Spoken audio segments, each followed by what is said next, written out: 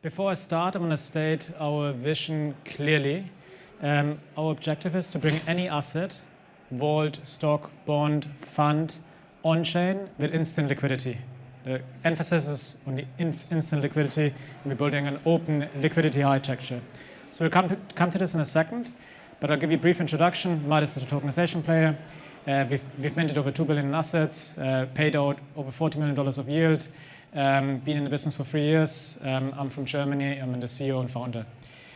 Now, why does liquidity matter first and foremost? Let's look at some data, and we look at the metric of different asset classes, and then we characterize them by liquidity, solvency, or stability. It's one of the characteristics you can think about an asset.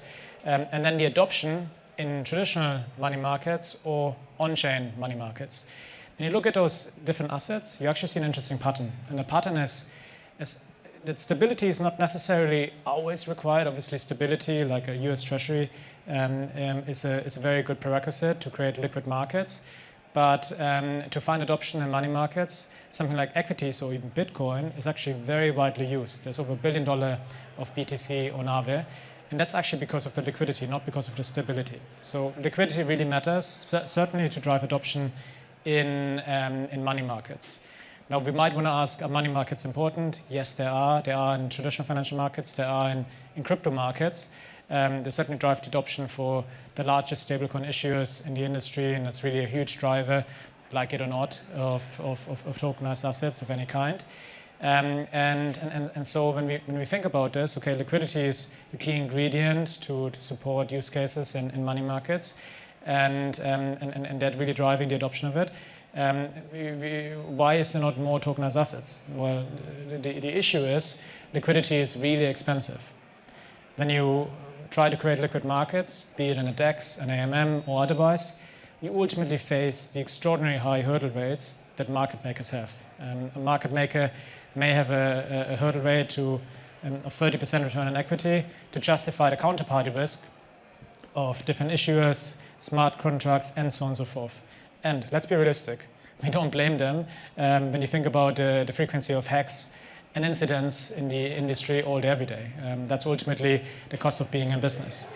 Now, when you do have that, a 30% hurdle rate, you can do the maths depending on the asset turnover.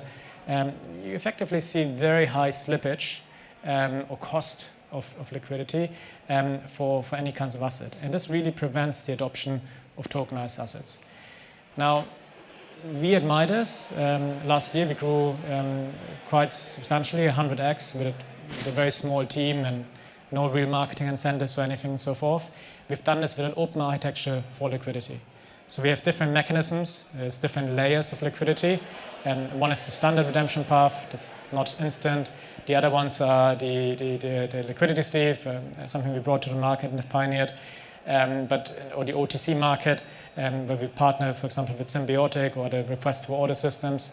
But really, our vision is to scale our liquidity layer, which is one of the mechanisms where we can provide instant liquidity for any asset without slippage. That's one of the things I mentioned right in the introduction.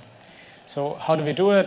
MSL is effectively a loan construct that provides liquidity against tokenized assets. It's the flow of funds. We have some documentation on our website. You can see that there. But the piece of innovation that's really interesting that we wanted to bring to the market is the concepts of holdback. Effectively, we've developed smart contract infrastructure where you can redeem any of our tokenized assets instantly for USDC with the concept of a holdback. Now, holdback could be 10%, it could be 3%, it could be 30%. That really depends on the volatility of the underlying asset.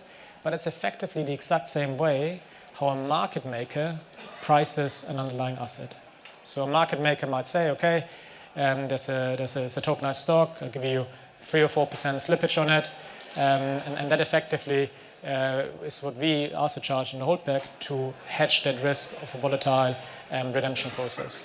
Now, different to the market maker, what we do then is that we redeem for the underlying, settle this, and we pay the remaining 30 USDC or 30 basis points back to the user, because we're not a market maker, we just facilitate the redemption process. So this is effectively a way you can scale liquidity and have that hedge of volatility and counterparty risk by being directly the issuer solved with a holdback mechanism. That's a concept that is actually prevalent in traditional financial markets. Fund admins use this in some fund structures, and we've used this to scale some of our assets. And in practice, it can be quite impactful. So when you have a fund or when you have a tokenized asset with a 10% return profile, and it requires 20% of a liquidity sleeve, that's significant dilution that would otherwise be available if you had the instant liquidity outside the portfolio of the assets.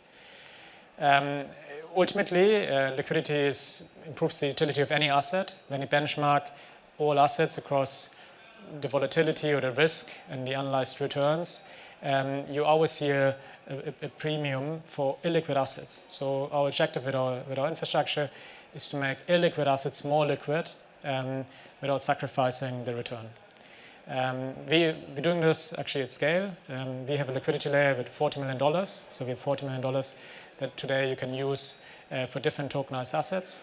And we've published about this, and we raised a $50 million Series A to advance on these processes.